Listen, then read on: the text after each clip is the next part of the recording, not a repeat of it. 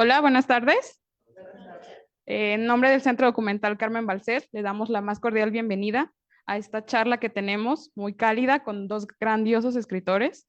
En nombre de la doctora Blanca Estela Ruiz Zaragoza, coordinadora del Centro Documental, también les doy la bienvenida a esta charla titulada Relatos de la Metrópoli, Voces desde Guadalajara, con las obras de M. de Morales, de Leida Mariscal, y Sueños en Guadalajara, de José Baroja.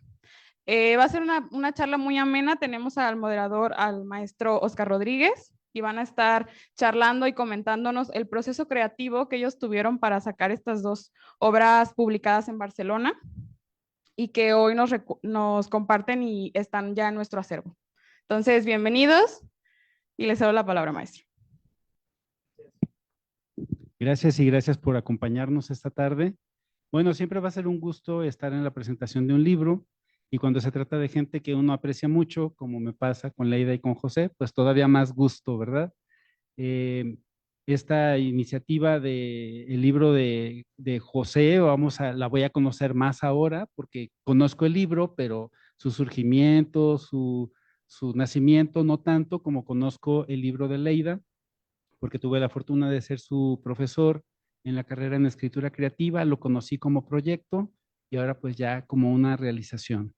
Entonces, bueno, la primera pregunta que yo les haría es, ¿cómo llega este par de libros a editarse fuera del país, pues a una editorial como es esta en Barcelona?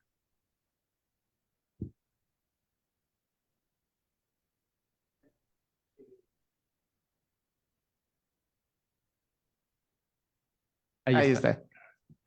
Bueno, primero que todo, a agradecer. Te agradezco, Oscar, que te hayas repetido además esta charla, primero presentando el libro de Leida y ahora pues incluyéndome aquí en esta historia. Y pues creo que el tema de cómo se publica Sueño en Guadalajara allá en Barcelona es sumamente afortunado en términos de un escritor. Pues yo no busco a la editorial, sino que la editorial, a partir de uno de los escritores de allá, Jordi Matamoros, que es un gran amigo también de ambos, pues se ve interesada en la narrativa que llevaba, primero con un libro que se titula No fue un 14 de febrero, y luego pues da fe, digamos, de esa confianza y me invita a publicar un segundo libro. Así que si tuviera que adjetivar el contexto, digamos, de la editorial Terra Ignota, yo diría que fue muy afortunado considerando la cantidad de escritoras y escritores que pues andan navegando en un mar muy incierto de casas editoriales que se interesen en su obra y que además se la jueguen por publicarlos ya no solo dentro de un país, sino que además a nivel internacional. Con respecto de M. de Morales, creo que fue una completa fortuna. Yo no esperaba que M. de Morales fuera en sí la primera obra publicada, porque anteriormente había salido ganadora del concurso Ópera Prima con Ediciones Lirio, y lo primero que pensé fue, ese va a ser el primer libro, que se titula Fosa de las Marianas. Entonces, una vez con ese concurso ganado, como que uno, bueno, agarré un poquito de más confianza y dije, esto ya está terminado, ya tiene la maqueta del libro, ya sabe al libro completo y lo solté. Le mandé el manuscrito al correo que se trataba de la edición Regnota y después de un par de meses me dijeron, ok, sí, sí lo queremos y empezamos con el proceso editorial. Una completa maravilla, Terra Ignota.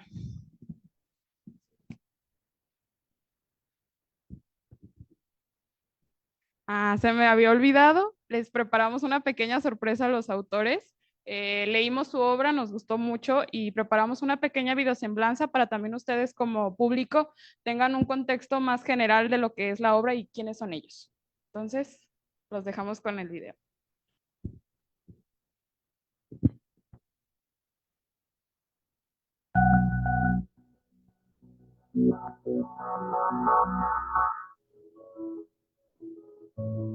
Leida Mariscal es originaria de Zapopan.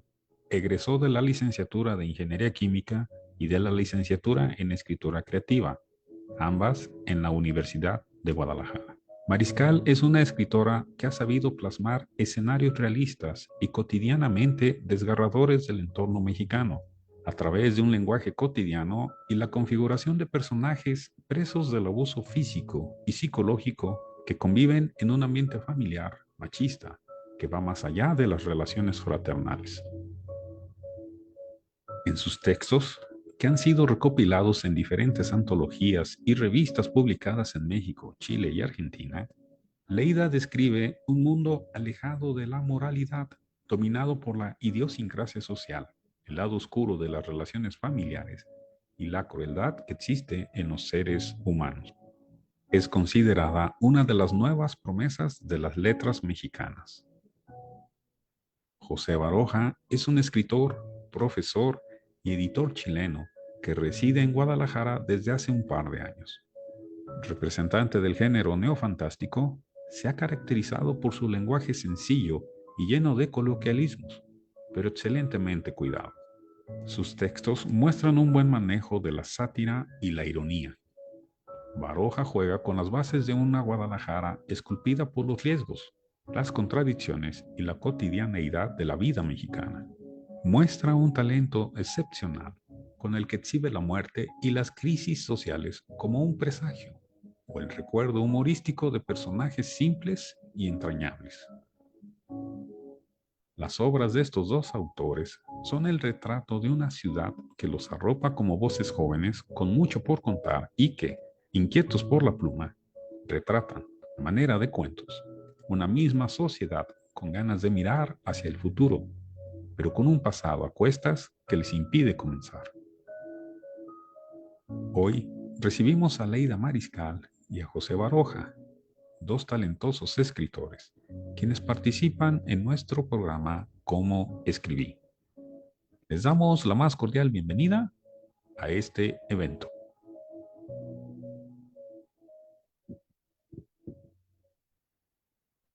Wow, sí, un aplauso.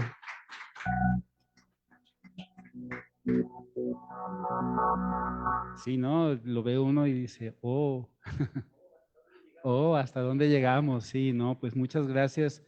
Me imagino, digo, a nombre de ustedes, muchas gracias por ese reconocimiento que les hacen, que también la imagen es muy interesante, la imagen de invitación al evento. Como interesantes son también las portadas de los libros. Bueno, a mí, aparte de gustarme las letras, me gustan las cuestiones de la plástica.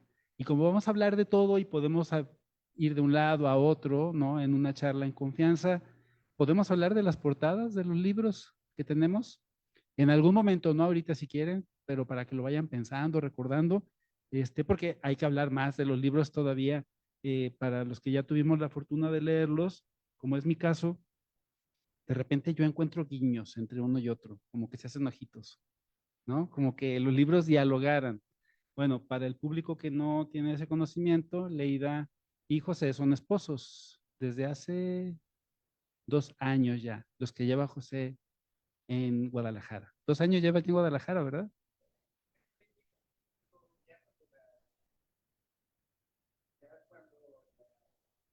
No, sí, pues ya no me moví de aquí, entonces Ajá. yo creo que oficialmente son esos 2 años y medio. No, son 3 años ya. 4 años. Ya 4 años. No, pues es como el primer día. Sí, eso es bonito, ¿no? Es como regresar cada 31 de diciembre a Tzatlán. Algo parecido, ¿no? Sí, claro, de hecho, ese cuento marca el inicio de esto tan bonito que es poder compartir un camino con mi esposa. Claro, sí. Y una cosa que no debe ser tampoco tan sencilla, ¿no? De resolver. Cuando las dos personas de un matrimonio se dedican a lo mismo, pues puede aparecer el celo, la competencia, pero bueno, yo que los conozco de tiempo, más veo como el apoyo, la solidaridad. ¿Cómo se vive, Leida?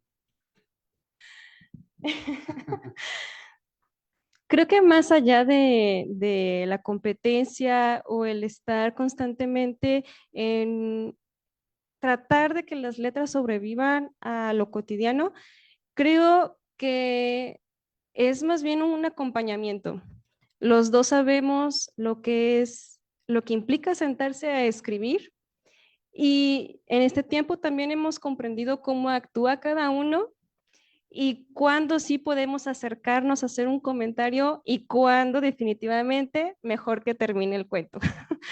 Entonces, ha sido un aprendizaje que ya este tiempo valoro y amo muchísimo, porque no solamente es amar a mi esposo, sino que también es amar al escritor y el proceso de escribir. No es sencillo porque nos regañamos mutuamente, nos editamos mutuamente, y es como necesario recordar que más allá de que estamos escribiendo, de que somos escritores, de que queremos vivir de las letras, también estamos casados y que tenemos que moderar nuestro tono de voz y no podemos regañar a lo mejor como lo hacemos con los escritores que editamos de vez en cuando, ¿no? Sí, yo definiría como intenso el momento de escribir, pero ya nos conocemos tan bien que pues sabemos hasta dónde podemos estar presionando en ese sentido. No corre la misma suerte, como bien dice Leida, a los demás escritores que nos piden ayuda de repente. Sí, pero ya me los imagino que, oye amor, y si ven que levanta la ceja un poquito más, que no has visto El Desarmador, alguna otra cosa, ¿no? Que nos lleve a otra parte. Justamente estábamos hablando, en un momento que saliste antes de que empezara el evento, José, de esta parte. Me preguntaba Leida, ahora que ya leí también Sueño en Guadalajara, que cómo veía, ¿no? El libro, que bueno, te felicito por la escritura, como ya he felicitado a Leida por M. de Morales. Y le digo que yo sí alcanzo a distinguir la cuestión acá de cuando escribe el hombre y cuando escribe la mujer. Es como sutil, pero sí la voz cambia, ¿no? Ahora, en esta parte de ayudarle al otro a mejorar, ¿tú eres consciente de la voz femenina de Leida para cuando le ayudas no tratar de jalarla a lo masculino? Ni siquiera lo habías pensado. Y luego, Leida, también, ¿qué te pasa cuando estás trabajando con José? Pues yo creo que ha sido un proceso, porque de partida de por sí los escritores, las escritoras manejamos un ego un poco denso, que también tiene que ver con la supervivencia dentro del mundo editorial hoy, pero en el mismo aprendizaje, en el mismo amor, por cierto, uno también va aprendiendo a entender, a comprender una voz distinta. Como bien dices, es notorio que los escritores escriben de un modo, las escritoras escriben de otro. A veces llegan a un punto medio, pero sí es posible distinguir cuando uno, bueno, ya ha leído bastante de uno y de otro. Entonces creo que ha sido tiempo y se ha ido moderando y se ha ido aterrizando incluso con los años. Incluso creo que es complementario, porque ninguno de los dos tiene como un personaje neutro. Él ha escrito cosas relacionadas con el tema de las mujeres, yo he escrito cosas relacionadas con el tema de los hombres, y cuando recibimos los puntos de vista y hacemos comparativas, podemos complementar mucho mejor el relato y que suene verídico a la hora de estarlo leyendo, poder envolver al lector de una manera distinta sin que suene falso. Entonces, la convivencia estando ahí en la escritura no solo corrige, sino que también complementa.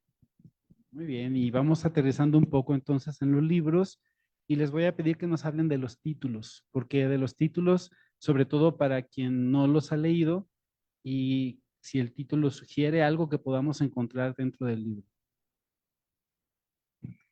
En M. de Morales, mi forma de escribir es muy distinta a la de José, pero suelo poner primero los títulos y a partir del título desarrollo la historia, y ya en el proceso, si cambia el título, pues es algo diferente. Al inicio del proceso creativo de M. de Morales no se llamaba así. El título era Una familia desgraciada. Entonces, a partir de una familia desgraciada, el intentar recrear diferentes personalidades personalidades en el que se pudiera relacionar con una familia que nosotros pudiéramos sentirnos identificados. Entonces, más allá de que era una familia desgraciada, el título que no quedó afortunadamente, pues Ya una vez que terminaron, se terminó esos 15 cuentos sobre la familia, dije, ok, no, no queda una familia desgraciada. ¿Por qué? Porque los personajes no se sienten desgraciados. Uno los ve así porque tenemos una perspectiva diferente, pero dentro de los morales, ellos se sienten cómodos con la vida que están llevando. Es una naturalidad que uno no lo alcanza a percibir.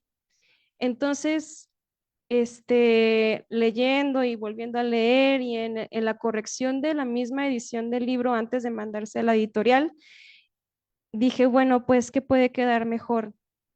Y en uno de los cuentos que se llama Umbría, hay un niño de 12 años que sufre bullying en la escuela, en la secundaria, y él dice, es que yo ya no quiero ser así, o sea, yo quiero que la gente, que mis compañeros me respeten, ¿no?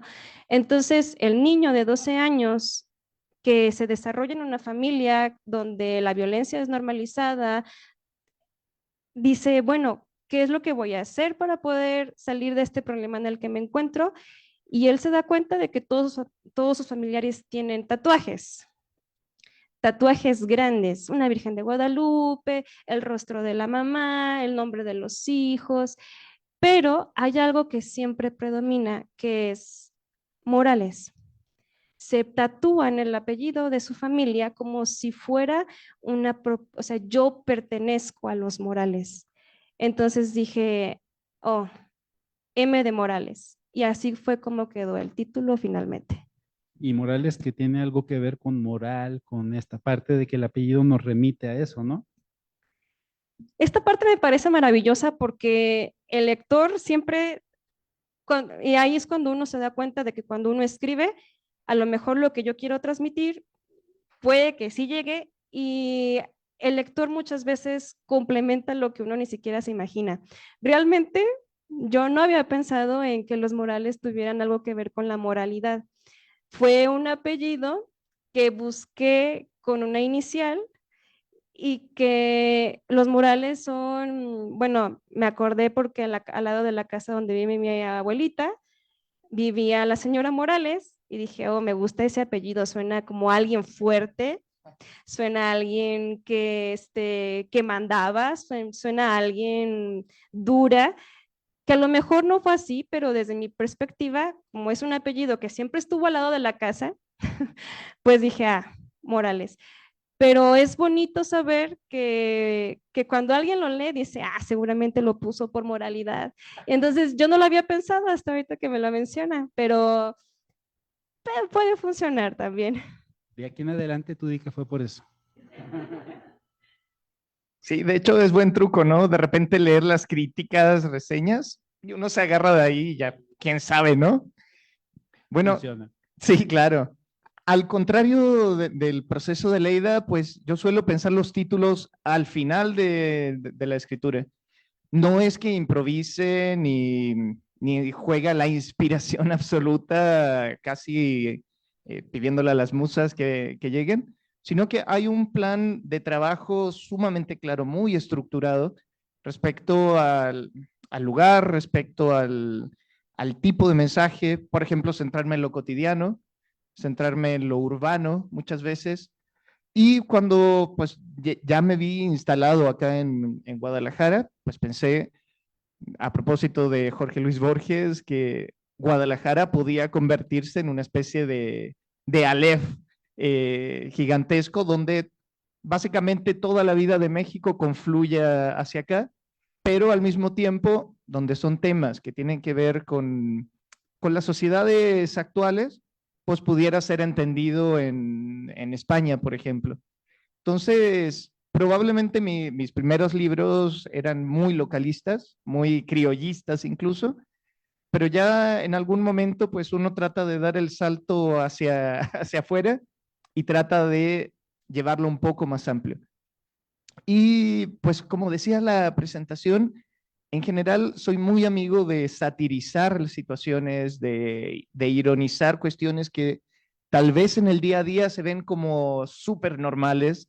Esto de personas que trabajan toda su vida por un sueldo miserable, que tienen que llegar a los trabajos casi de manera perentoria, porque si no pierden el trabajo de un día para otro, cosa que es muy real acá en México, donde te pueden despedir de un día para otro sin mayor negociación de por medio. Y pues se me ocurrió que es lo más contrario a un sueño propiamente entendido como la idea del sueño americano que tanto se ha vendido dentro del capitalismo. Ahí sale también la parte media izquierdosa que trae uno desde siempre. Y pues se me ocurrió que un sueño en Guadalajara, una visión contradictoria de mostrar una realidad irónica, satárica, bueno, media satánica a veces, satírica, pues con la palabra sueño jugaba muy bien con esa paradoja, porque lo que se encuentra dentro del libro es muy lejano al sueño ideal de poder estar mucho tiempo con la familia, de recibir sueldos dignos, de poder llegar tranquilos a la casa. Por ahí bromeo, por ejemplo, acerca del transporte público de Guadalajara, que la verdad es una broma un poco con llanto, al modo del No, cine José, y antiguo. no te tocaron las combis y las de Capeceras. ¿A quién sí le tocó? En las combis, no, eran combis de las de Volkswagen. Ah, Eran combis, combis. Eso era lo que teníamos de transporte público en los 80 y súbete. Y luego bájate. pues fíjate, donde he tenido la fortuna también de estar en hartas partes de la República, digamos que, pues sí, en algunos estados todavía puede llegar a ser incluso más indigno el modo en que el común del mexicano, el común de los extranjeros también, que llegamos aquí con ansias de escritores y no de empresarios, eh, de sobrevivir en su día a día. Entonces, creo que el sueño se va perdiendo y en la ficción un poquito le agarramos el hilo. Entonces, Sueño en Guadalajara es directamente título irónico para hablar sobre cosas que en realidad deberían molestarnos, pero ya como que no se puede hacer mucho, acabamos riéndonos en algún punto. Sí, fíjate que cuando yo nací en Guadalajara, pero por X, Y y Z, hasta los 14 años llegué a vivir a la ciudad. Y recuerdo que la recorría y la quería como hacer mía la ciudad, ¿no? Entonces, cuando vi el título del libro, que antes de leerlo, pues me hice mis propias fantasías acerca de por qué José Baroja, chileno, escribe un libro que de alguna manera parece estar dedicado a la ciudad, ¿no? Cómo vive la ciudad, cómo te recibe la ciudad, cómo un escritor vive una ciudad como Guadalajara, que en muchos sentidos, pues llega a ser muchos mitos de Guadalajara, ¿no? Como esta capital de la cultura, que sí hay cosas muy importantes, y sobre todo a partir de los años 90 para acá, que se detonaron que la FIL, muchos eventos que ahora tenemos, ¿no? Pero que todavía siento yo que le hace falta esa fuerza para convertirse en una capital cultural en todo el orden. Entonces, ¿cómo trata una Guadalajara a un escritor chileno recién llegado? Pues yo resumiría no solo con el escritor, y creo que el libro va dejando claro en eso, la persona que tiene que sobrevivir a fuerza dentro de la ciudad y que pues ya deja de ser el turista, deja de ser aquel al que tratan bien porque suena medio de afuera o que no tiene la apariencia tal vez de alguien que nació aquí o en otra ciudad de México.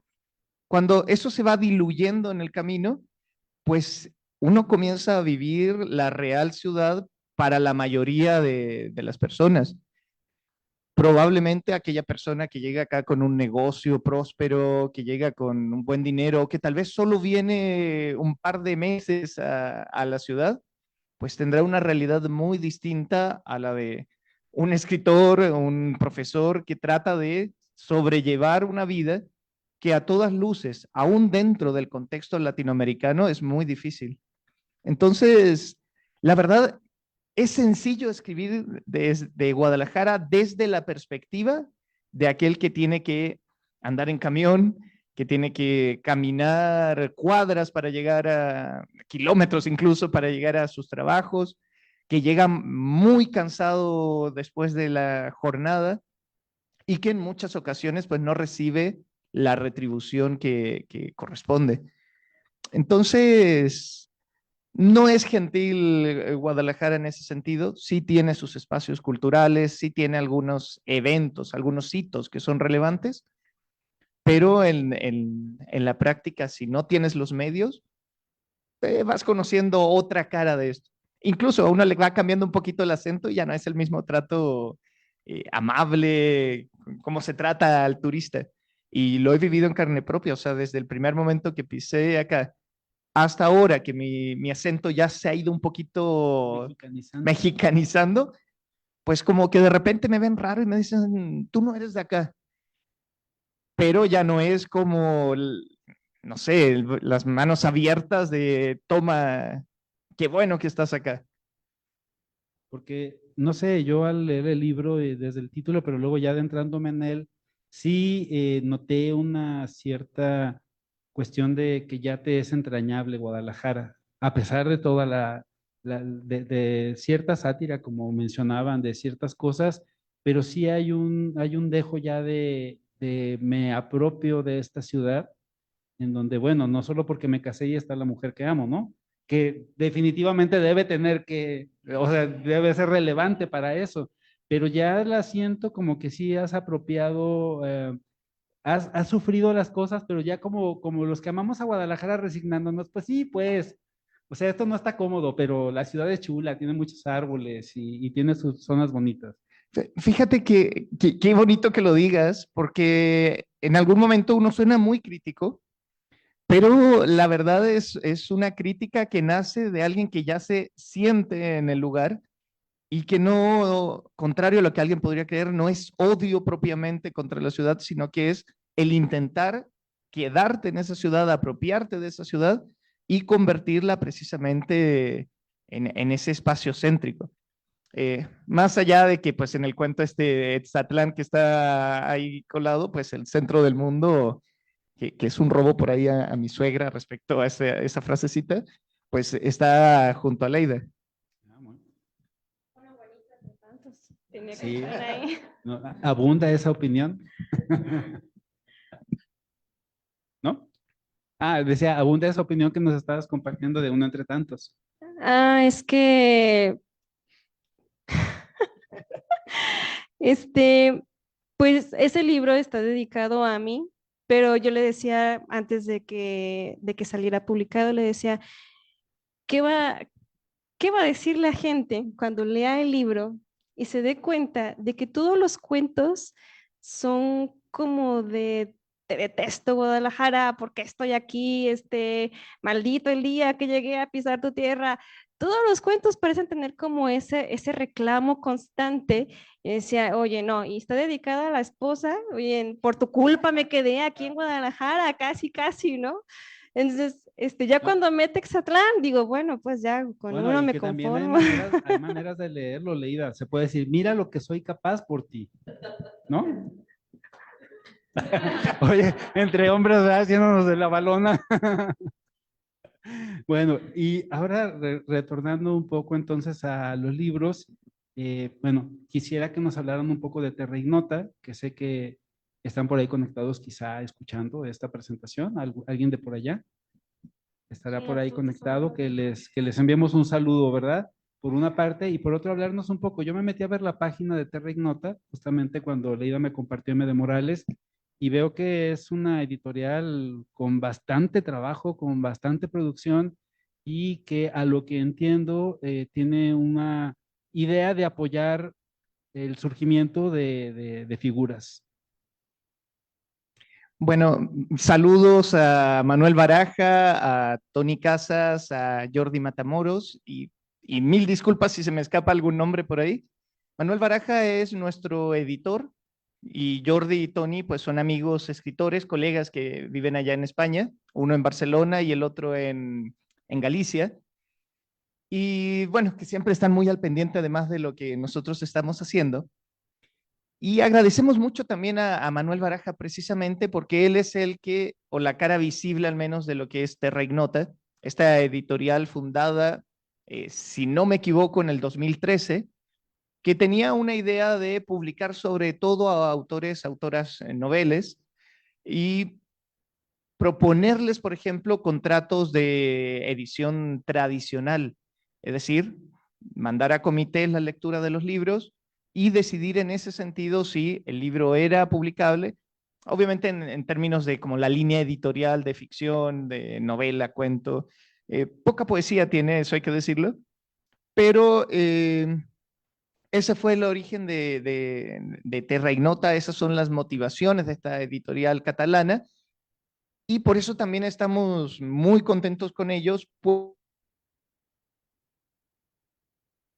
previa, una revisión, y ya hecho esto, pues se nos ofrece propiamente un contrato de edición tradicional, y es importante recalcar, perdón, esto, porque hoy en día abundan las editoriales que se dicen de coedición, que básicamente los autores se publican a sí mismos, y bueno, sin desmerecer, porque también hay trabajos muy valiosos, todo lo que es la autopublicación, pero que tiene mucho menos alcance, digamos, logístico que una editorial de este corte tradicional, que la verdad los últimos años se la ha jugado mucho por publicar autores.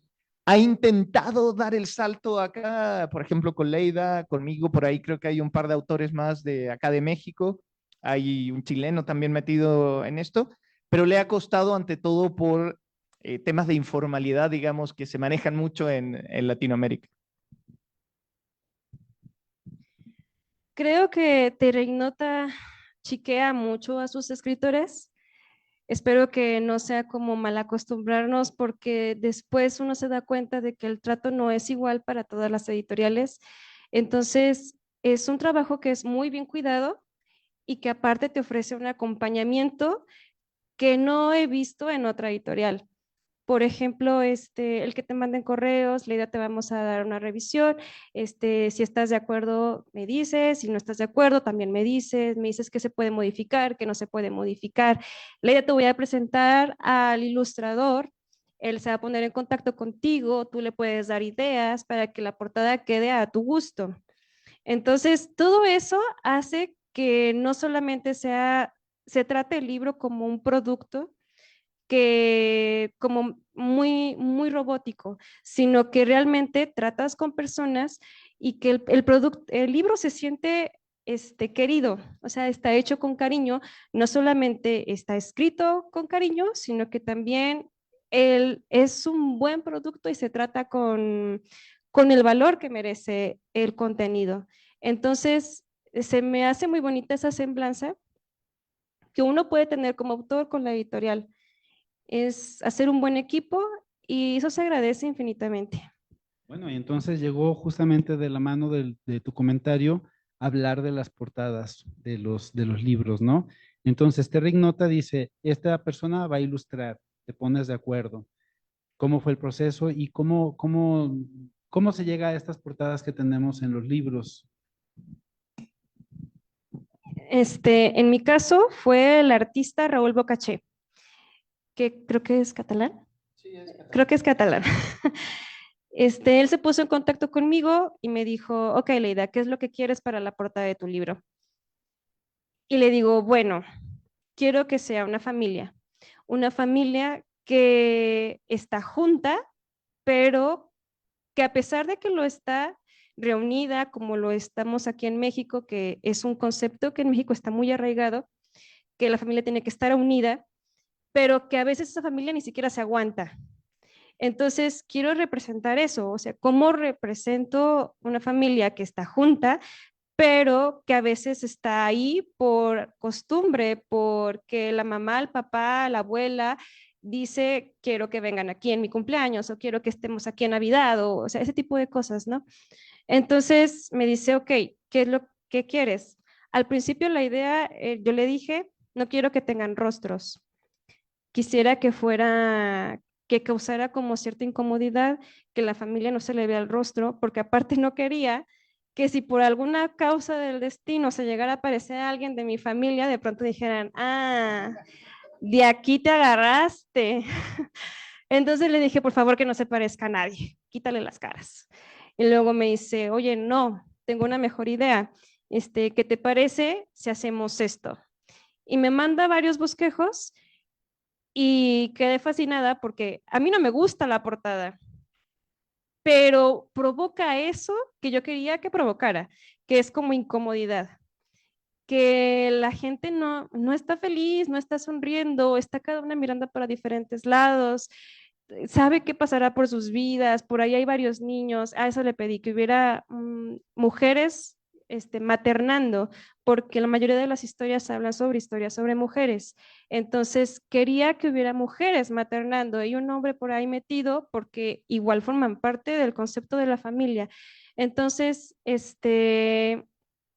duró, yo pienso que menos de una semana, porque estuvimos constantemente en comunicación, tratando de que nuestros horarios compaginaran, porque pues allá hay 7 horas de diferencia y a veces no era posible que estuviéramos ahí tanto tiempo conversando sobre qué podría o no funcionar. Y al final resultó esta maravilla que, insisto, me provoca media cosas raras, pero me encanta, pues. Muy bien, adelante, José.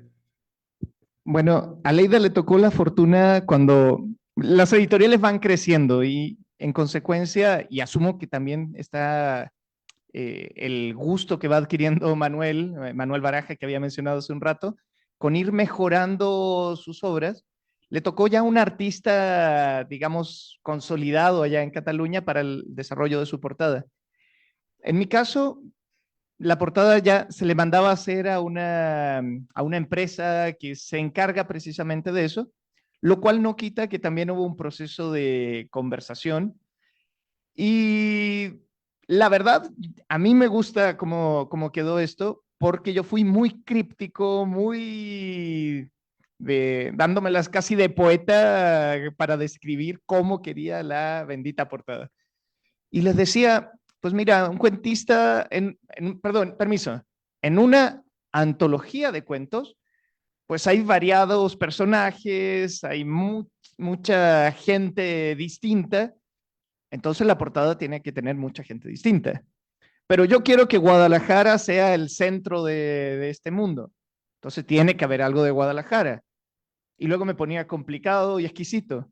Y quiero que se parezca a la Aleph de ficciones de Borges, lo cual es una pesadilla para quien sea, yo creo.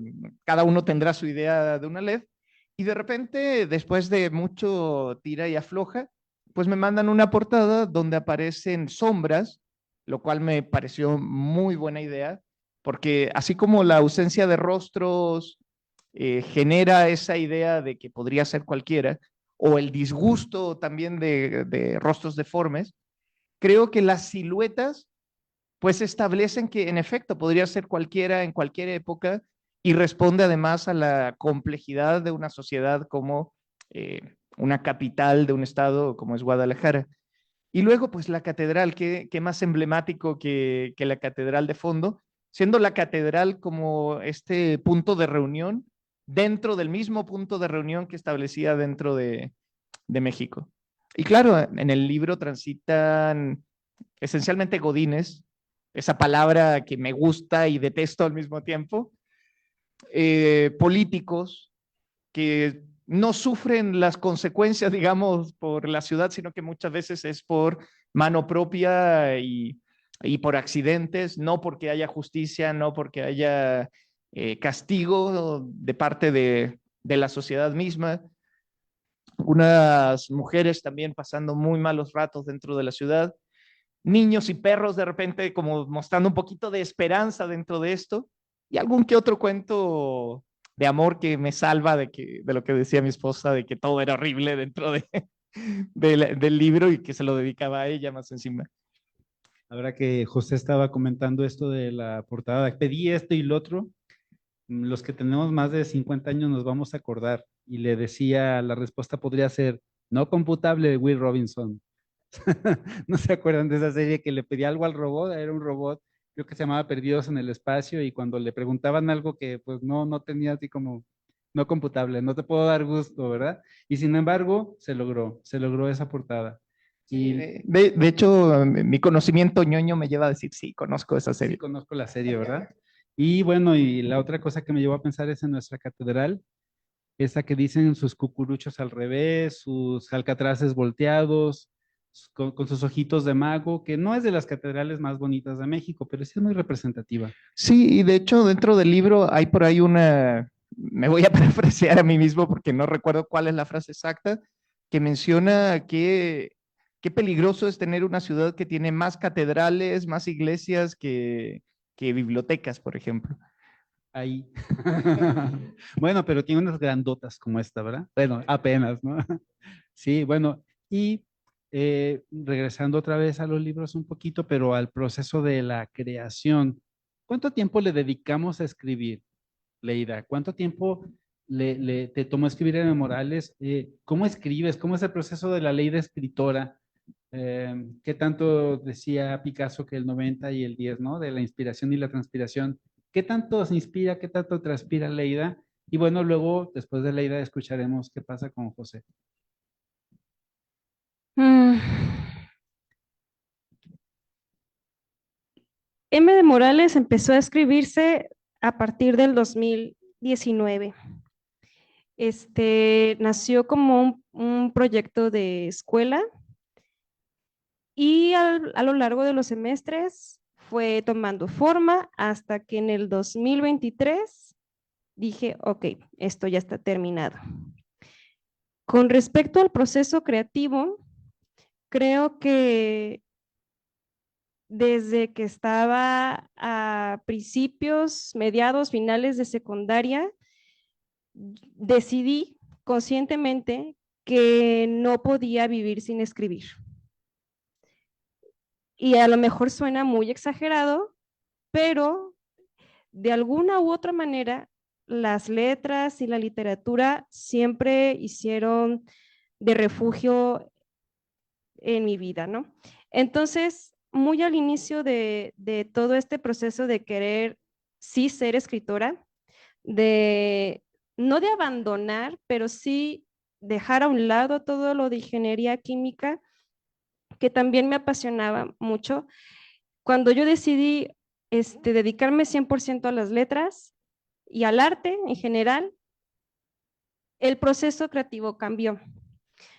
No es tanto de que yo planeé las situaciones que voy a escribir, pero todo el tiempo llevo conmigo una libreta y todo el tiempo estoy escribiendo lo que pienso y lo que siento y lo que veo.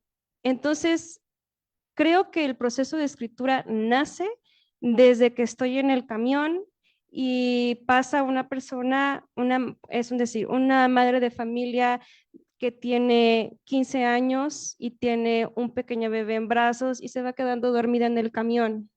Desde ahí empieza la escritura, porque desde mi perspectiva, yo ya estoy en el cuaderno anotando chica, 15 años, estatura, 1,63, color de piel, tez morena, un bebé en brazos, todas las características que después puedo utilizar yo en un cuento. Entonces, es como tomar todo lo que está a mi alrededor y hacer de todo eso una historia que a lo mejor no es cierta, pero que puede que muchas personas se sientan identificadas con ella. En cuanto a, ya, ok, tengo todo lo que quiero, esto me hace enojar, porque casi todo lo que escribo nace de que algo me hace enojar, esto me hace enojar y esto es lo que quiero transmitir. Entonces, necesito ponerme mis audífonos, música muy alta, y empiezo en una idea de que el personaje me está contando lo que quiere que yo transmita. Está muy raro, suena muy loco, pero a lo mejor llega al borde de algún tratamiento psiquiátrico. A ver, Leida, ¿qué escritor no está loco? Sí, es cierto. Digamos. Porque es como si alguien dentro de mi cabeza me estuviera contando su historia. Esa misma chica que me contó en el camión, oye, ¿sabes qué? Esto me pasó desde aquí. Entonces empiezo a inventarme la historia de cómo esa mujer le gustaría ser narrada. Y ya cuando está terminado, ahora sí empieza como lo que para mí es lo más difícil y me complica y me da muchísima flojera, que es el repaso y borrar y otra vez leer y corregir las comas, porque antes de entrar a la carrera amaba los puntos suspensivos, me encantaba el suspenso en las letras y yo creía que era correcto poner puntos suspensivos por todos lados. Entonces, todavía me quedan algunos malas costumbres y tengo que volver a leer para corregir mis malas costumbres y me desespera que cuando lo corrijo no queda como yo quería. Entonces, es un proceso de estar reescribiendo todo lo que uno quiere, ¿no? Pero prácticamente es eso, es siempre llevar conmigo algo para escribir todo el tiempo, no puedo estar sin escribir, no importa dónde, cómo, cuándo, no hay un día que yo no escriba. A lo mejor ya estando dentro de la historia, eso es algo distinto, porque hay veces que mis personajes no me quieren hablar, se pelean conmigo y se quedan callados durante 1 o 2 semanas, pero luego vuelven. Entonces, ya una vez que vuelven, otra vez retomo la historia, pero la libreta, esas siguen y siguen y siguen y siguen. Gracias. Bueno, la verdad, yo envidio, así muy sinceramente, lo metódica que es mi esposa, que es Leida para poder escribir, porque realmente ella dice que escribe en cualquier lugar y así es, anda con una libreta, 2 libretas, 3 libretas. La verdad es probablemente una papelería, es el mejor cliente que puede tener, es Leida. De hecho, saludos, por cierto, a los hijos del Nopal que siempre te proveen de esas libretas por todos lados. Y yo lo envidio porque yo tengo la necesidad de escribir, también siento esa necesidad, pero me cuesta un mundo poder sentarme y enfocarme al momento de la escritura. 2 razones. La primera es más mundana, tiene que ver con el tiempo. Uno como docente, la verdad, sí es consumido a veces por un montón de deberes. También está el afecto, por más que uno se enoje por sus alumnas, por sus alumnos. Pero la otra razón es porque a mí me disgusta mucho escribir. Y suena contradictorio. No es que no quiera hacerlo, tengo la necesidad de hacerlo, pero cada vez que lo hago termino enojadísimo. Cada vez que voy escribiendo, pues al tratar de ser muy meticuloso respecto a dónde va el adjetivo, dónde va la coma, en términos formales termino enojado, empiezo a sufrir, me angustio y pues Leida tiene que percibirlo ahí. De repente tenemos una mesa donde ella está en un escritorio, perdón, ella está al frente, yo estoy acá y pues nos vamos viendo las caras también de molestia. Sé cuando a Leida ya un personaje la hartó hasta el cansancio. Está ignorando. Y pues ella sabe cuando ya me metí en el relato. Además, muchos de los cuentos aún no los escribo, los tengo en mi cabeza, sé cómo terminan. Y eso también es un poco frustrante muchas veces porque necesito ese impulso para poder sentarme a escribir y ya no detenerme en la escritura, por ejemplo, de ese o tal relato. Me pasa también como la idea de ir por la calle y ver una situación en particular, sobre todo cuando veo niños en situaciones bien drásticas e injustas, que lo primero que hace mi cabeza, y de hecho a veces lo platicamos entre nosotros, es pensar el final de ese relato. Y como no sé si buenos o malos escritores, en general no son finales bonitos. A veces tienen un rayito de esperanza, pero la esperanza o el éxito no está dado en este plano. De hecho, hay un cuento ahí donde literalmente la alegría viene después de que la protagonista, que es una niña, pues es atropellada, digamos, en la ciudad. Y hay una transición y todo, pero termino muy triste escribiendo eso. Una vez me pasó en un micrófono abierto que se me ocurre la mala idea de cerrar el micrófono abierto con ese cuento y pues las lágrimas caían por todos lados porque sentía el dolor de esa niña. Entonces creo que soy difícil para escribir, ¿no? Soy muy desagradable cuando me pongo literalmente a trabajar. Se llama el estilo. Sí, el estilo es la forma bonita de decirlo y pues Sueño en Guadalajara también es un trabajo de muchos años, contrario a lo que de repente se promueve de esa escritura rápida e inmediata, pues compartimos eso de que nuestros trabajos no son algo que se nos ocurrió de la noche a la mañana y ya creemos que es la mayor obra maestra que se ha escrito. Como alguna vez me dijo un autor por no haber sido aceptado en una revista que dirigíamos con unos amigos chilenos, oh, te vas a arrepentir por no publicarme porque yo voy a hacer lo más grandioso. Y pues después no publicó nada más, pero ahí estuvo el reclamo. Sino que somos autores que pues nos tomamos mucho tiempo para poder publicar algo. Probablemente cualquiera de nuestros libros tenga ese tema, que se publicó el 2023, pero se empezó a escribir allá por el 2017, 2018. Se gestó desde antes, vaya, ¿no? Y Leida, cuando leí, bueno, aquí luego también la pregunta, ya ven que estoy más o menos viendo que contesten los dos. Pregunta, si no la misma, similar. Cuando yo leo M. de Morales, tienes protagonistas en alguno de los cuentos que son hombres, ¿no? O sea, ciertamente hay muchas mujeres, pero hay hombres.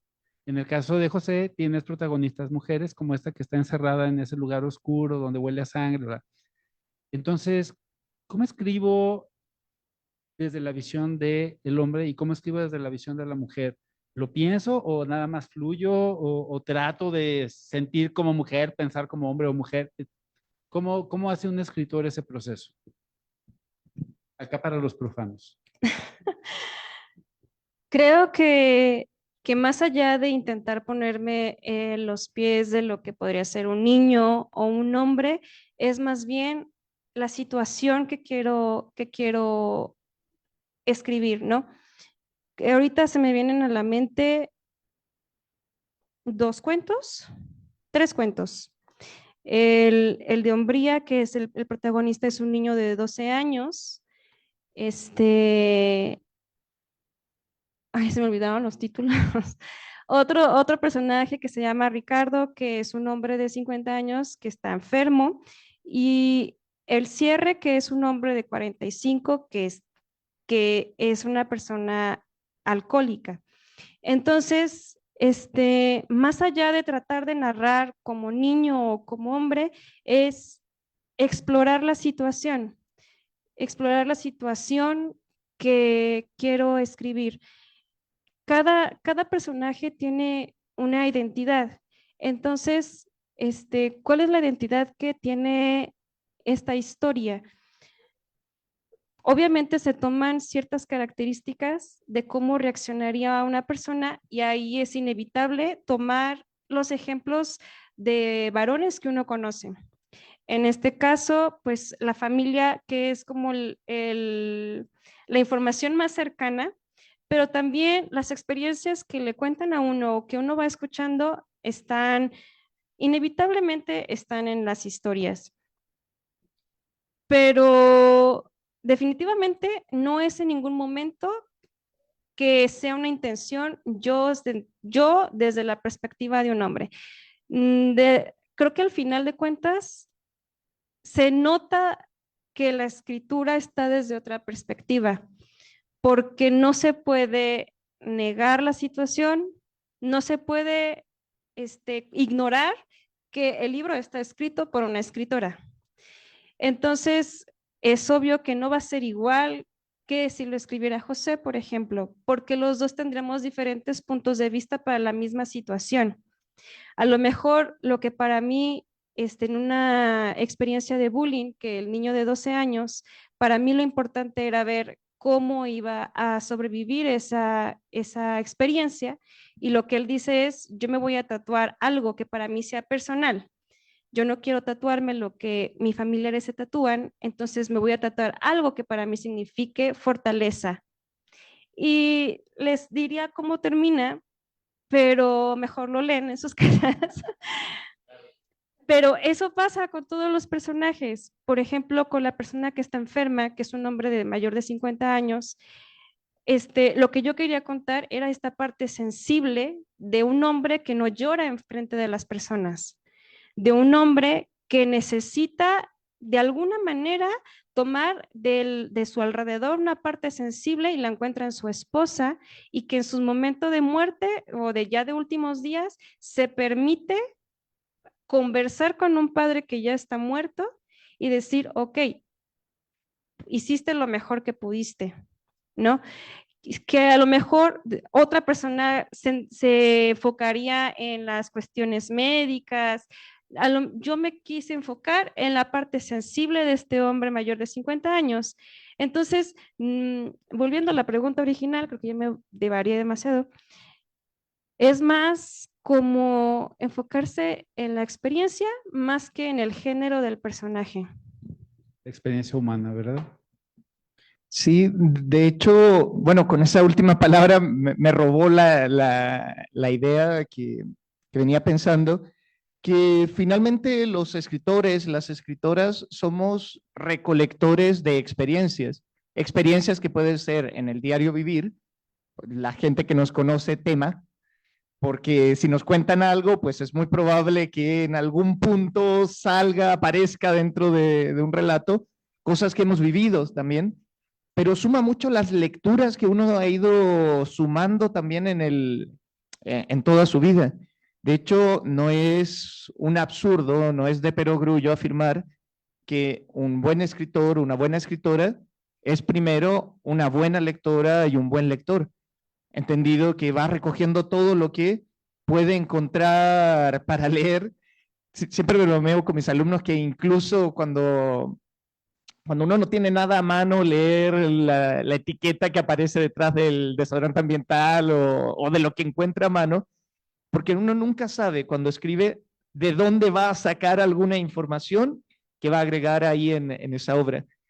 Y en tal sentido, pues claro, uno lee a autoras, conoce a mujeres, obviamente las mujeres más cercanas a la vida de uno tienen una presencia dentro de la narrativa, los hombres, niños, niñas también, y la narración va captando todo eso, representándolo de maneras diversas, modificándolo a veces no tanto.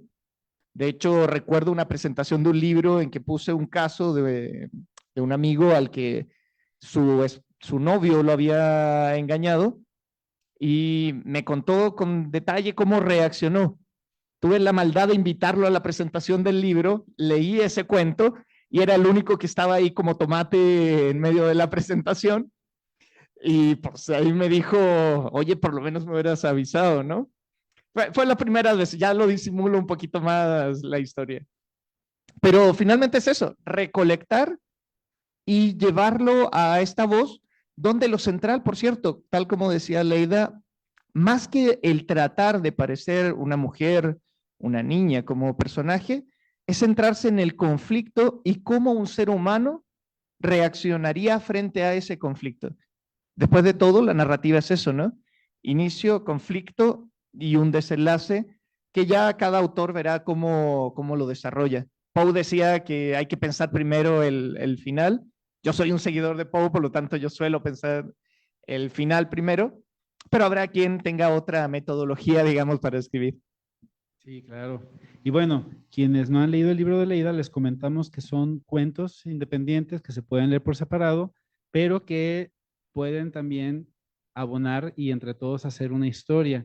Que yo he estado tentado, Leida, como a releerlo, pero como los detectives, a ver esta foto aquí, entonces este es pariente de este, que esto va para acá y este va para acá, porque creo que me daría unas perspectivas nuevas, ¿no? De lo que es el libro, pero escribir eso, ¿qué tan complicado te resultó? ¿Es por eso el tiempo o cómo va ese proceso, no?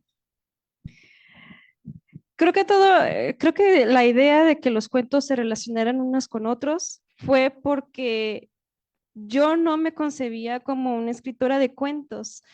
Yo quería ser ambiciosamente una novelista. Entonces, al entrar a la carrera y darme cuenta de que me hacía falta mucha más lectura y mucha más información técnica de cómo se crea una novela, me sentí muy frustrada y de esa frustración nació también el querer hacer un libro que fuera una novela. De hecho, el libro está catalogado como una novela corta, pero técnicamente son cuentos. Entonces, sí fue complicado porque a la mitad del libro ya se me había olvidado cómo le había puesto a la primera y tenía que volver a leerlo y anotar cómo se llamaba la primera protagonista, porque luego repetía los mismos nombres, porque soy muy dada a poner nombres que me gustan como nombres de protagonistas. Entonces, sí fue complicado el estar uniendo una cosa con otra y pensar, este personaje me puede servir aquí. Es el esposo de la hermana Morales, pero el esposo es coyote y el coyote se puede llevar al hijo de otro hermano al norte, porque también me gusta como tratar esos temas que involucran todo lo socioeconómico y que cada personaje pueda tomar lo mejor o lo peor y que eso se mueva a otro cuento y decir, este personaje ya salió, aunque no lo mencione, pero el hecho solo de decir, se lo llevaron para el otro lado, en el otro cuento se mencionó esto, y que al final se vaya como lo que es una familia, o sea, abrazar ese concepto de que todos están unidos, aunque ellos no quieran.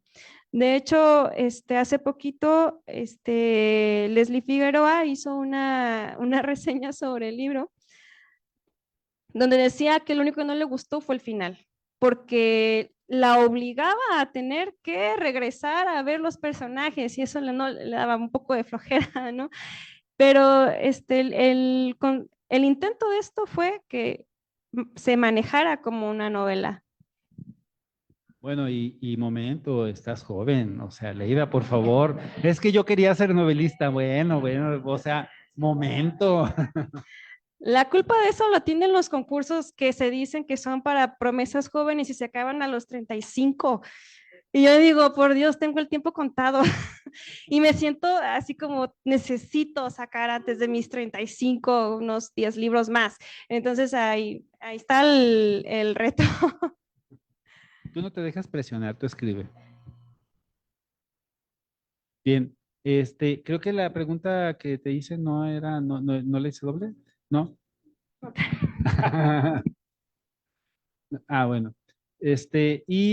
Volviendo entonces ahora contigo, José, pues con lo de los cuentos acá, que acá ya no son una secuencia, son cuentos más bien que se pueden leer completamente independientes y en donde no hay, el hilo conductor más bien va a ser Guadalajara o una metrópoli, porque no todos suceden en Guadalajara, por ahí algunos ambientados en Ciudad de México, creo que en Manzanillo, ¿no? Entonces, pero de alguna manera estamos hablando de metrópolis, de ciudades grandes y la mayor parte de ellos Guadalajara, o nos vamos un poquito a Etzatlán, ¿no?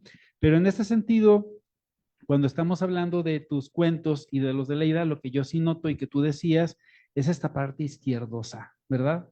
Esta parte en donde se habla y mencionó la palabra Leida acerca de la cuestión social, de lo sociocultural, pero sobre todo porque yo identifico también en tus libros que casi no recuerdo, porque digo, la lectura está muy reciente y no le pude dar una relectura, pero no recuerdo personajes de clase alta que les pasan, no, recuerdo al Godine, recuerdo a las muchachas en donde que trabajan en algo que no, mejor no digo, cosas así, ¿no? O sea, pero que son personajes que tienen una posición medio desahogada o de ahí para abajo, ¿no? Y eso de alguna manera refuerza un discurso. ¿Podríamos decir que tu discurso entonces como escritor es predominantemente social? O sea, ¿te consideras como que, porque no he tenido la fortuna de leer más obras tuyas, ¿no? O más escritos tuyos, pero entonces por ahí va la vena de José Baroja que pudiera definirlo. Tampoco leí tu reseña, felicidades por ello que te hicieron en Celem. Ya ves que te hicieron una reseña, ¿no? Pero no alcancé a leerla para ver ellos cómo te catalogaban, pero tú mismo, ¿qué dirías de ti como escritor? Pues bueno, de partida, la verdad, eso de la categoría, pues uno se pone a buscar en internet y creo que la ventaja y la desventaja de ser cuentista, porque yo desde el principio me declaro cuentista, o sea, ni siquiera, por ahí estuvo la tentación económica de tratar de sacar una novela, pero la verdad uno se tiene que asumir y mi ideal sería sumarme a la tradición sudamericana, en particular del cuento, o, la tradición uruguaya, argentina, chilena, boliviana también, que es muy fuerte y que también precisamente es muy fuerte en el tema social. Si bien en algunos lados me han categorizado como neofantástico, porque sí hay algunos cuentos que juegan con eso, el último tiempo pues me he enfocado más en el realismo social, pero con este elemento satírico que un poco descoloca a veces dentro del relato. Entonces, sí, el enfoque ante todo es de crítica, es de plantear normalidades desde donde está la mayoría, digamos, del latinoamericano y presentar a este espacio del rico, de la persona con muchos ingresos, casi como un fantasma dentro de lo cotidiano. Pues claro, uno se pregunta, ¿quiénes son los que usamos camión? ¿Quiénes son los que andan, digamos, con lo justo para llegar a fin de mes? ¿Quiénes son los que hacen los trabajos que el resto no quiere hacer? Y es donde más cómodo me siento precisamente creando personajes porque es una realidad además que me es muy cercana. En cambio, desde esa misma perspectiva, pues las clases altas suelen mantenerse como en un margen muy seguro, pero están ahí presentes en los cuentos como aquella fuerza, a veces ingenua, a veces sin la mala intención de por sí de provocar ese daño entre los personajes. Porque no acuso directamente, por ejemplo, los relatos de que la clase alta sea la culpable de todo, suelo acusar más a la clase política y de hecho hay muchos cuentos que tienen que ver con la corrupción, en otros libros acerca del asesino que termina siendo un político que no se preocupa mayormente porque basta unos cuantos pesos para poder limpiar su imagen e ir a hacer candidatura. Aquel político que salía con el narcotráfico. Entonces, mi movida sí tiene que ver mucho con una protesta social, pero con una protesta social que no busca tampoco plantear la posición del bueno o el malo en términos morales, sino que, bueno, morales, en términos morales, sino de presentar situaciones que existen en la realidad y con la que los personajes tienen que tomar decisiones, decidir qué camino seguir, decidir si siguen ahí, y a veces ni siquiera tienen esa opción, a veces simplemente la corriente se los lleva. Por ejemplo, hay un cuento ahí que habla acerca de tomar el camión a las 5:30 de la mañana y cómo los que se suben a ese camión, y ahí podríamos hablar de neofantástico, se convierten en ovejas básicamente, excepto una chica que todavía no entra al sistema laboral y que se da cuenta, ella observa lo que el resto no observa, de que todos son corderos que van dirigidos al matadero y ella decide, no, yo no quiero, y se va probablemente un poco inspirada ahí en mi esposa que quiere ser escritora, tal vez la chica del cuento también se iba a ser escritora. ¿Tú decidiste a qué edad ser escritor? ¿Que dijiste eso es lo mío? No es una edad como precisa, pero yo creo que en mi adolescencia ya tenía muy claro hacia dónde me encaminaba. ¿Qué le dirías al José adolescente en este momento? Supongamos como esas películas de Mi encuentro conmigo, ¿no? Llego yo y está ahí sentado José de 15, 16 años. Pues mira, José, ¿qué? Pues no, mejor no saludo, porque si no, se van a pensar que estoy medio mal de la cabeza y ya dijimos que los escritores, y bueno, las escritoras sí estamos un poquito, o me miro ahí. José, pues yo le diría que el camino ha sido difícil, pero que nos salimos con la nuestra. O sea, pese a todas las dificultades, pese a que todavía existen esas dificultades, pues te reconocen como escritor, has viajado como escritor, te han presentado como tal, te casaste con una escritora, entonces es como Digámoslo en buen mexicano, güey, lo lograste. Que hablando de buen mexicano, veo mucho aprendizaje en Sueño en Guadalajara, mucho aprendizaje de cultura mexicana y de folclore mexicano. Sí, hay un profesor en la universidad, Roberto Osben, que una vez dijo, creo que el único que me acuerdo de su clase, pero lo dijo, que una de las mejores formas de conocer o entender una cultura es partiendo por sus modismos. ¿Por qué? Porque te obligan a pronunciar el idioma, a hablar de cierta manera, y ese modismo tiene contenido un montón de significados adicionales que desde otra cultura muy difícilmente se entiende. Entonces, en lugar en el que he estado, pues le he hecho caso, con eso se puede sentir orgulloso, de que al captar ese idioma, pues uno se va apropiando también de la cultura, haciéndose parte de ella, y pues como decías al principio, apropiándose de Guadalajara como esta representación del todo, porque si bien hay textos que hablan de Ciudad de México, pues en algún punto también apuntan hacia Guadalajara. Le quito importancia ya a Ciudad de México y se la Como doy de las acá. Chivas, ¿no? Le iba a las Chivas secretamente. Claro. Sí, sí, lo capté el guiño, ¿no? Y Leida, ¿tú qué le dirías a la joven Leida, niña Leida? Creo que yo empecé a escribir, hubo un tiempo que dije, no, no necesito estudiar letras porque yo ya soy escritora, y me metí a estudiar ingeniería química pensando que como ya sabía escribir, podía meterme a otra cosa complicada que me hiciera batallar, y vaya que sí lo hizo. Pero a la edad de 21 años, a los 21 años dije letras y pase lo que tenga que pasar. Y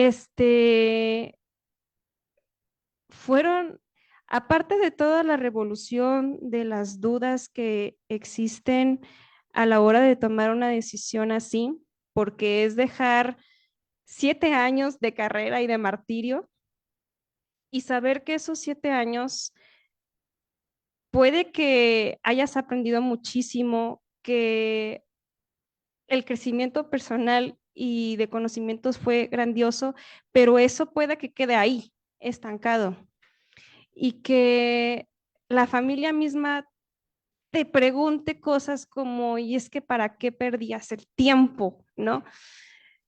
Entonces, ya, o sea, creo que es por partes. Es que siempre que pienso en Leida como escritora, digo, es que Leida escritora se divide en muchas partes.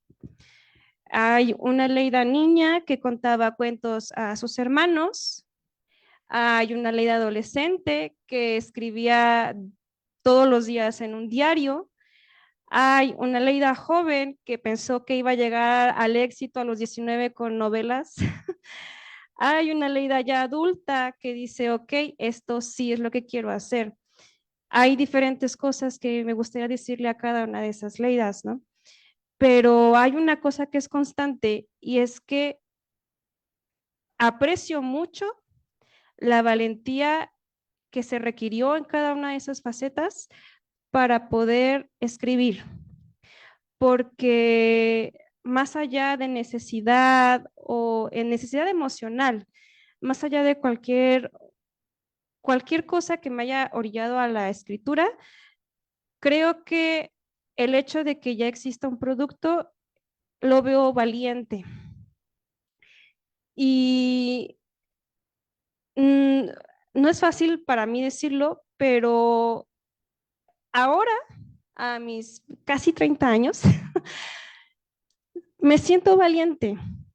Entonces, es como yo, Leida adulta, abrazo a todas mis Leidas atrás, y fuiste valiente, o sea, fuiste valiente y estamos escribiendo.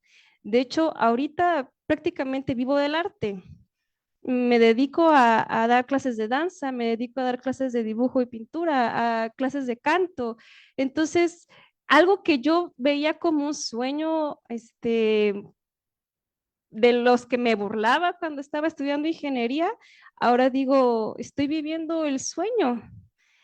Y es como abrazar todo eso y decir, vivo en un mundo de arte.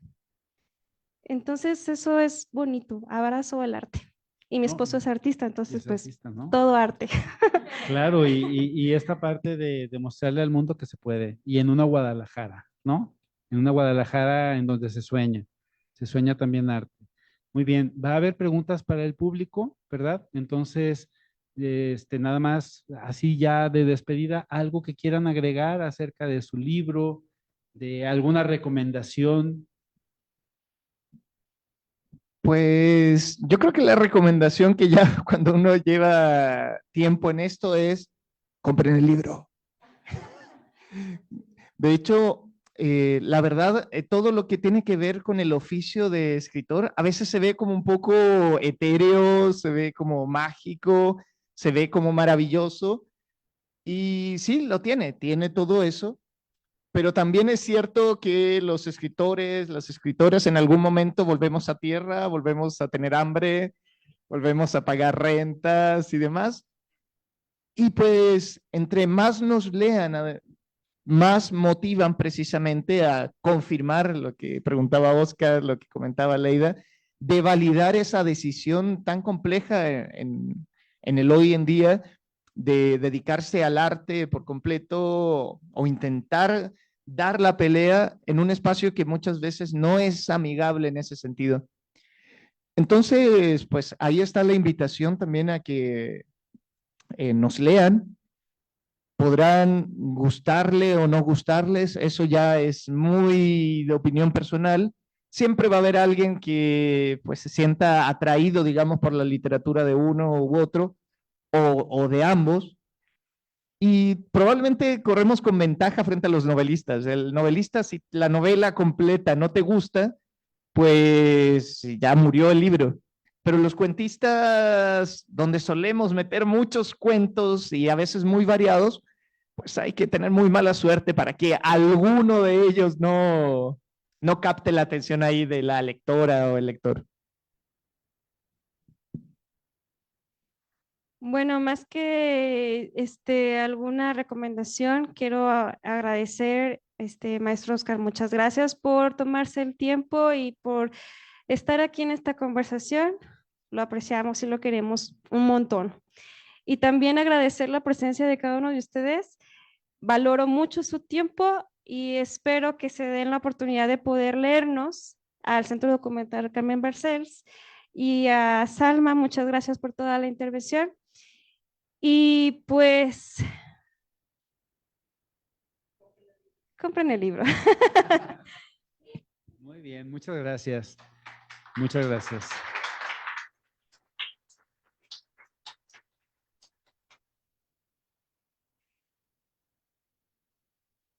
Tenemos micrófonos por si alguien del público quiere preguntarles algo a las voces vivas de estos libros, a los autores.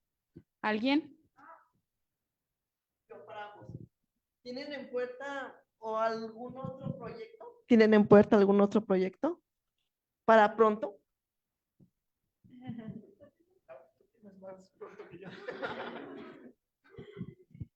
Espero que un libro, álbum titulado Aurora salga pronto a puerta en literatura infantil y juvenil.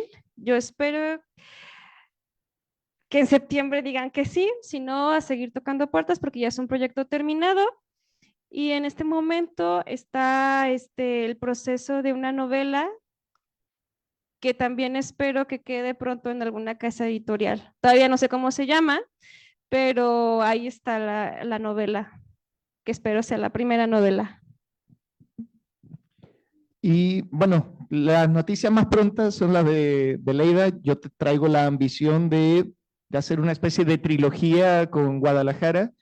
Está la idea del sueño, ahora quiero trabajarlo desde el insomnio, aquellas cosas que no te dejan dormir, meter tal vez la pesadilla propiamente y y pues seguir en ese tono de acción crítica, digamos. Solo que pues está en proceso, la verdad va lento, bien sufrido, pero lento. Y en lo pronto, pues también publicaciones en revista, de hecho compartimos también una publicación reciente, pero en ese oficio de ilustrador, que es un trabajito ahí que de repente uno hace, de un cuento precisamente de Leida, así que me siento muy orgulloso porque yo soy el complemento, digamos, de ese cuento, que está dedicado de hecho ahí a nuestro sobrino. ¿Viste? Y bueno, el resto también es mantenernos vigentes, que eso también es muy complicado. Las redes ayudan, pero también te presionan a mantener la presencia. Uno de los acercamientos que hemos tenido, por ejemplo, es la adquisición de nuestros libros por distintas bibliotecas nacionales. Hace poco la Biblioteca Nacional de Chile adquirió M. de Morales. Hace unos días la Biblioteca Nacional de Francia adquirió El Sueño en Guadalajara, y así nos vamos moviendo, marcando una presencia que en esas bibliotecas, incluyendo, por cierto, la Biblioteca Pública de Jalisco, nos permite pues estar para préstamo y consulta. Y aunque nos gustaría que todo el mundo pues comprara los libros, también entendemos el costo que tienen los libros y ante todo queremos que nos lean. O sea, un escritor, una escritora que no leen, no existe.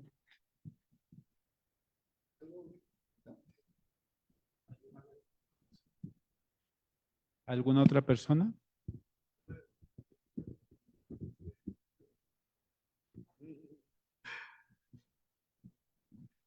Creo que la realidad está basada en los hechos y pueden escribir más rápido, que no se tarden tanto y no hay nada que no quede fuera de la imaginación. O sea, el contexto, y hablamos ahorita de un contexto muy ubicado, pues, pero puede ser del mundo.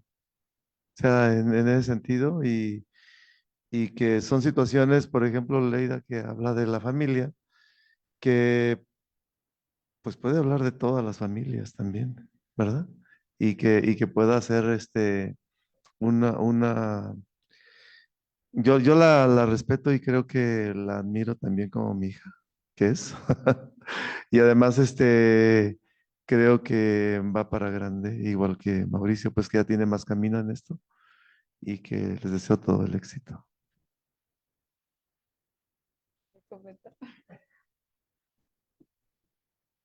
Los amo.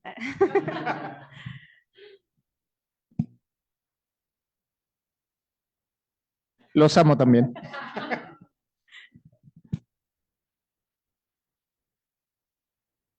Gustaría leer unos cuantos comentarios de las redes sociales. Les mandan saludos de Valdivia, Chile, y los felicitan por ser unos grandes escritores latinoamericanos. Y bueno, creo que ya es momento de dar el cierre a esta amena plática y charla. Creo que fue muy productivo indagar en las mentes de estos jóvenes escritores en compañía del maestro Oscar Rodríguez. Les agradecemos infinitamente su presencia y el apoyo que han tenido constante a estos escritores. Esperemos que sigan produciendo y produciendo más libros. Tuve la oportunidad de leer ambos libros y me parecieron muy buenos. Se nota el conocimiento que tienen de Guadalajara, de las familias, de cómo se desenvuelven estos personajes entre situaciones muy diversas y adversas. Entonces, los invito a leerlos. Están en el centro documental, tenemos préstamo externo a las personas que forman parte de la comunidad de la Universidad